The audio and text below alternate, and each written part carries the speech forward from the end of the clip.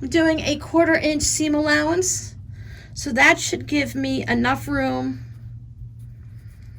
to go ahead and get the pillowcase in and out without it being too super tight or too super loose.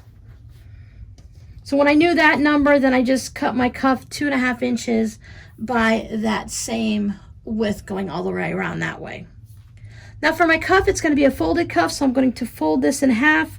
You can take it over and give it a nice press if you'd like. I'm going to line that up to kind of get your mind wrapped around which way it goes. So for me, it's going to be the larger number, so that my cuff is 8 3/4 inches by 2.5. So I'm going to line that up there, and then I'll just go ahead and do a 1/4 inch seam allowance at a 2.0 stitch length. I like to have it a little bit tighter. When I do my pillow form, I'm also going to use a 2.0 stitch length. If you're going to maybe put some of the pellets in or the walnut shells, if you worry about it coming out your seams, you can always drop your stitch length down even a little bit smaller. Mine goes down to a 1.8 after that. So if you want to have it nice and tight, you can also do that. But I found for me, for just using the polyfill, that the 2.0 was good. As I push on it this way, my seam isn't really separating at all. So I'll start by taking this over to the sewing machine. Right sides together. I'm going to back stitch at the beginning and the end. So I will back stitch here, stitch all the way down to here and over to here. If you're using 2 separate fabrics, then you'll just go ahead and stitch up this side here and then back stitch. Here's what it looks like. Now, if you want, at this stage, I didn't do it, but you can go ahead and do a zigzag stitch, overcast, or serge it. I did not do that on my pillow form, but I did when we get to the actual pillowcase. You can trim your corners if you'd like. I'm not going to worry about that on here. I don't need to have super pointy corners on my pillow form. Then go ahead and put whatever stuffing you're going to use in it. I'm going to fill it with my fiber fill about almost up to the top. I want to have it, eventually I want to have it so that it's a nice firm one. As you can see, I can squish it down. I don't need to have it rock hard. I'm going to get down into my corners so that my pillow form fills out nicely when I put my pillowcase on it. So I'm going to stuff these down reasonably well as I go.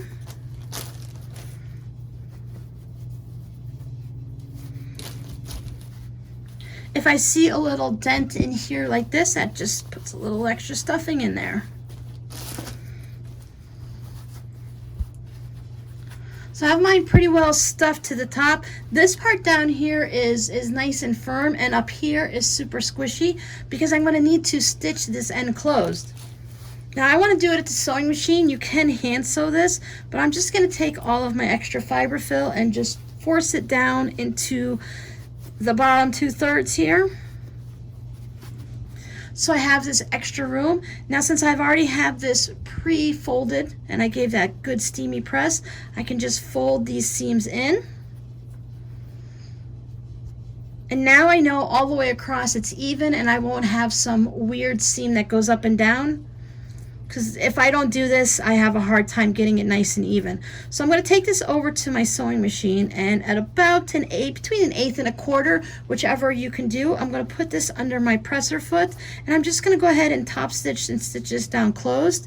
If you want, you can shove this down the best you can. Some people like to put a couple pins in to hold it like this. I just go nice and slow. This kind of gives you an idea of what it looks like. I have a leader ender that I started with. I back stitched at the beginning, and I just hold this down with my fingers just to get this going here. You can put a bunch of pins in if you want. I'm not sure if clips would help you in this situation, and I just keep all that extra bit over there, and I just want to make sure I have enough unstuffed area that my presser foot can run along. Sometimes I'll take my stiletto and I'll just hold it in here so I can give a nice amount of tension, or I'll hold it with my finger and keep my stiletto going along here. But most of the time I just put my fingers in and hold it down as I go. Stitch a little, go nice and slow. Depending on your machine, you might get stuck up on some little thing. I've got the little bouncy thing over here that sometimes gets in the way, but if you go slow, you can hold on to the back and help guide it so it doesn't get totally crooked like that.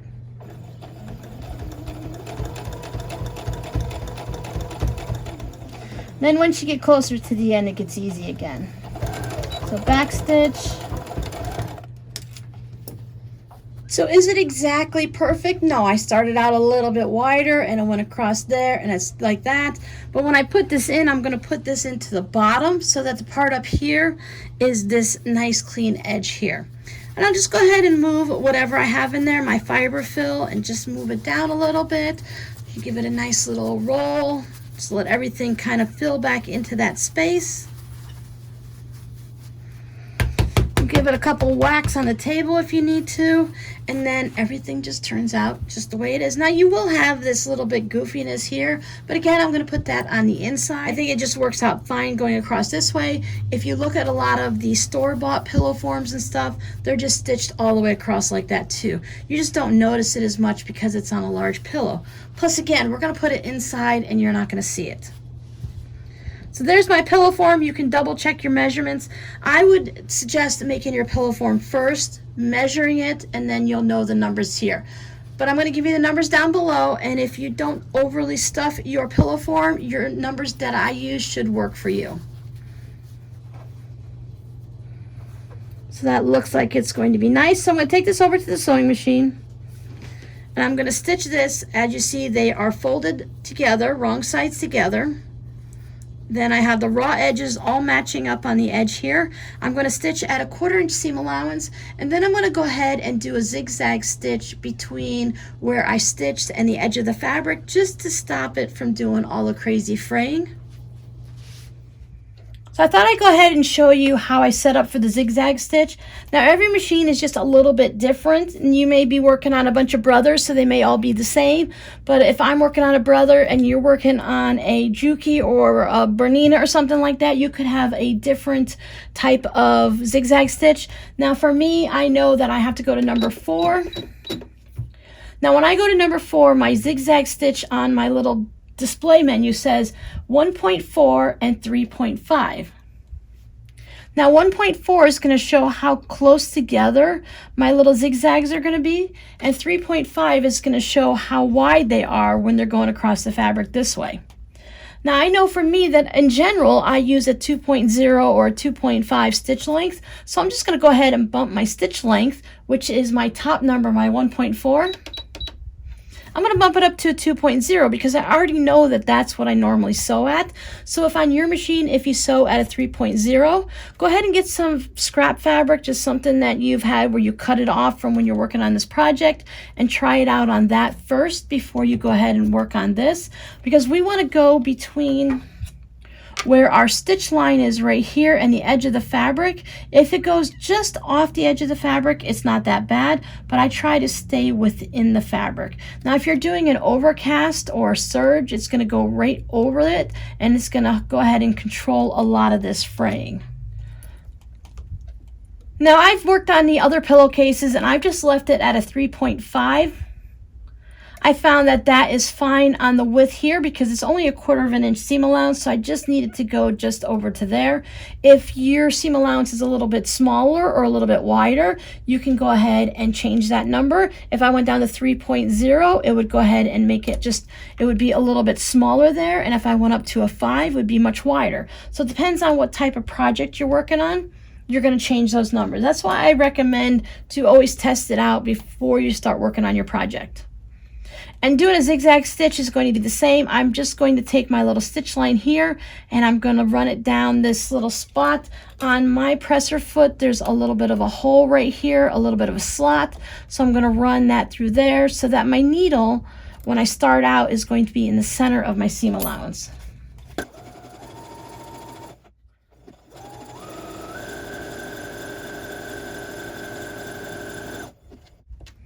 So I don't mind if my stitches go a little bit off the fabric. My only main concern is to make sure that they do not cross over my stitch line into that part of my project. I don't use the zigzag stitch very often. This is about the only time I'll use it. I don't use it as a way to sew down applique or anything like that. So I'm going to take this over and give it a nice press, and I'm going to, since I have so much extra bulk in here, I want to press this down towards my actual main fabric. Now sometimes I'll leave it just like this, and other times I will go ahead and do a little top stitch about 1/8 of an inch down, and that will hold down the seam allowance. I definitely do it when I'm making an actual pillowcase. You can see that here on this one, and then nothing on this one. So what was the difference between this pillowcase and that one? Well, mostly because I have a silver thread in my sewing machine and I didn't want it to show up on top of this black part of the fabric, and I didn't want to actually change out my thread. So it's totally up to you what you want to do. I think in a little project like this, it doesn't matter either way, but since my thread will be fine on this, I'm going to go ahead and do the top stitching. I would prefer it to have it only because when I'm pulling it in and out, I don't think I'm going to get caught on it. But just in case, why not just go ahead and hold it down? Plus, I love the look of a little top stitching. Now for me, one of the biggest tips that I give myself when I'm doing the zigzag stitch or any specialty stitch is if I know I'm going to be sewing more and I'm not just turning my machine off, before I even stand up and move away from the machine, I put it right back to my usual standard, whatever number I use, like the 1/4 inch type seam. There's been most times when I go back over to do something like this and I forget and it's still on the zigzag thing, and then I have to pick out stitches. So before I leave the machine, I just switch it back to the normal setting. Take this right sides together, and I want to line up these spots right here. Make sure everything, I don't want to have it crooked. I want to have it to the best of my abilities, so when you come across here, that's a continuous color since we're using 2 different colors. If you want, you can use this fabric here, and then for the cuff, use the same one. We still see the cuff all the way down to here, so I think even if you're going to have the same fabric, you might want to still do a cuff, because otherwise you would have to lengthen it and then maybe do an extra 2.5 inches so that you can fold it down and create it. And at that point, you're making a cuff anyways.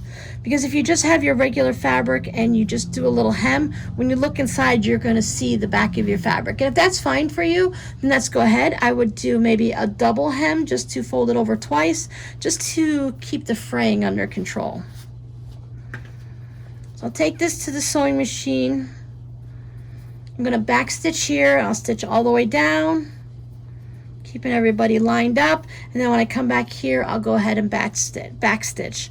And then after that, I'll do the same thing. I'll do the zigzag just to cover it up to stop any little bit of extra fraying. I can see this fabric already wants to fray, and I made that mistake on this fabric here, so I did not go ahead and zigzag it. And as we're talking, I'm constantly seeing these pieces that want to pop out. So if we do serging it, overcasting it, or zigzagging it, we'll go ahead and cover that up, and then we won't have to worry about it. There it is, all stitched up. Did my zigzag around it. Now since I zigzagged it, I'm not going to be trimming my corners because I would cut into my zigzag. I'll just go ahead and turn this right sides out. Now, if you want to make the pillowcase for your pincushion the way you make your regular size pillowcases, go for it. I just found that for such a small project like this, that just using the basic old original design, this was the first way that I learned how to make a pillowcase. I do like the burrito method just to get rid of this section here, but I don't mind having these raw edges and seams along there. So this is the part that I closed up. Now we'll see how well this fits. If you have to, you can always cut it back open and take some stuffing out, or you can go ahead and make this in reverse. When I was testing it out, I have some prototypes that didn't quite work right, so that I know what these are finished at for my pillowcases. I'll just go ahead and make a pillow form to fit those. So this does go in a little bit easier by adding it to, instead of 1.25 inches, 1.5 inches, you could always go up a little bit larger. Again, if you don't mind it being a little loose on the sides, you can go ahead and go up all the way 2 inches larger. And when the ones were a little bit tighter, I was just taking them and shaking it down like this, and that went ahead and forced the pillowcase down. So there we can see our little pillow on the inside. If you want, you can do your little pillow form in I went with a neutral with a white, so no matter what I put on the outside, if you know you're going to make a pillow case for only one like this, then you can just go ahead and maybe use the apple fabric on the inside or the green. But for me, it's not going to matter. I'm going to go ahead and just use it like this. Stick some pins in it.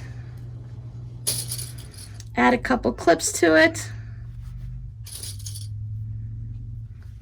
I think that's a really fun pincushion. So I think this would be nice too if you're giving these to your sewing buddy. If it's someone that you see on a regular basis, if it's your bestie and your sewing partner, you can make them one. Keep a count, keep a note of the size of the pillowcase you made, and that on each holiday, you can always make them a new pillowcase cover for their pincushion. If there's someone that is far away, then if you just send the pillowcase, this would easily go inside of a card. It's nice and thin, as long as you stay within your 1 inch on the thickness of your card.